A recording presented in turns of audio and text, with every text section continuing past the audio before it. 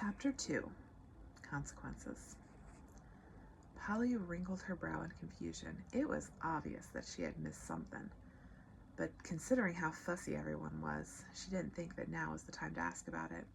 She turned her attention to the pile of eggs smothered with cheese that were on her plate. When she finished, she brought her plate to the sink, rinsed it off, and placed it in the dishwasher just as Dad popped his head into the kitchen. "Are you ready to do some shoveling?" he asked her. Polly grinned. "Sure am." She pulled on her snowsuit as Parker joined her. The scowl on his face said that he was still in the same sour mood as he had been at breakfast, so she didn't say anything to him. The awkwardness of the situation hung over her, and she hated it. Parker was her best friend. It bothered her that he was being so snappy that morning. Parker put on his snowsuit and tugged his hat down over his head. He could see his twin casting confused looks his way, but he was still too angry to explain why he was so upset. He grabbed his gloves and trudged out like one of the storm clouds he had seen the night before. Normally, he didn't mind shoveling the driveways.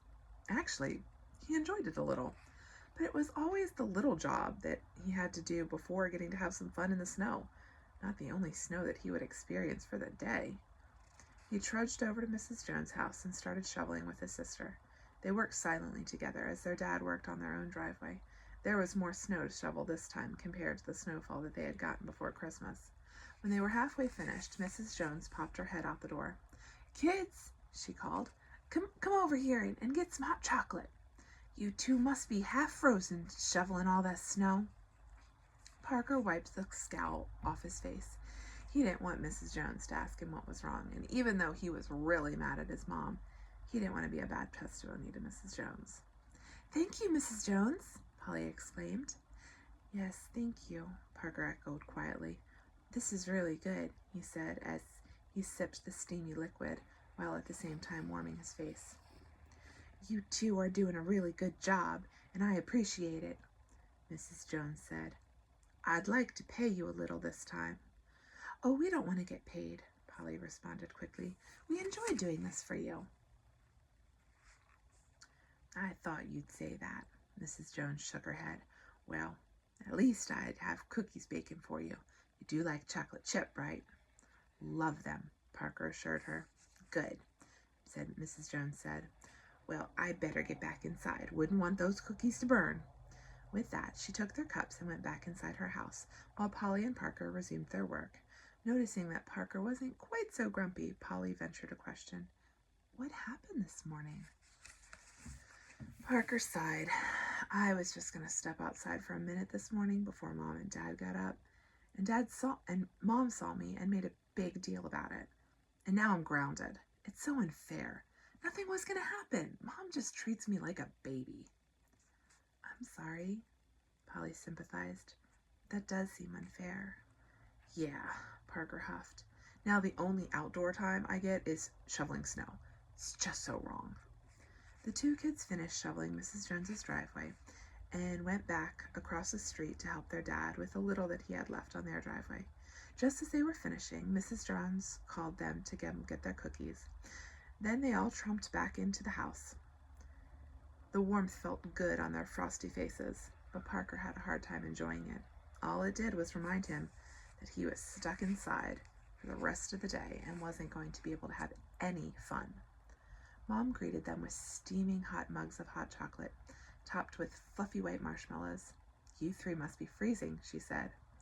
Polly wrapped her fingers around the hot mug as she answered, "Sure am. Thanks, Mom. This looks so yummy." Parker nodded, remembering that he was still mad at her, but not wanting to get in more trouble by being disrespectful. "Well, I have some chicken noodle soup ready for lunch in the kitchen," Mom said. "Go on in and get some. Then you can have the cookies Mrs. Jones gave you for dessert." The three made their way into the kitchen and ladled some hot soup into their bowls. "I love Mom's chicken noodle soup," Polly said, breathing in the savory aroma. "It's my favorite." "I thought Mom's beef stew was your favorite," Dad countered. "They can both be my favorite." Polly held the bowl to her face and breathed in deeply again before slurping her soup. Parker ate quietly. Normally he would be gobbling it down like Polly, but there was no reason to rush any more. Mom came into the room. Polly opened her mouth to ask her about going over to her friend's house to go sledding, but then she closed it. She felt bad about Parker's punishment and didn't want to rub it in his face that she could go sledding and he couldn't. She bit her lower lip as she considered what she should do. She wanted to go so badly, but bringing it up seemed disloyal to her twin. Polly, when you are finished, I'll take you over to Miriam's to go sledding, Mom announced. Polly looked up and nodded. Sometimes she wondered if moms could read minds. At least her mom always seemed to know what she was thinking. I'll bring Amy and Andrew with us, Mom continued, since there were some moms with younger kids last time. I want to stay and get to know some of the other mothers better, and Amy and Andrew can play inside with all the other little kids.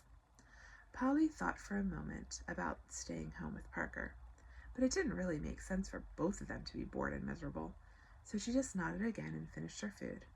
Once she had rinsed off her dishes, she bundled up in her snow gear again. Then she and Mom and her two youngest siblings headed out for Miriam's house.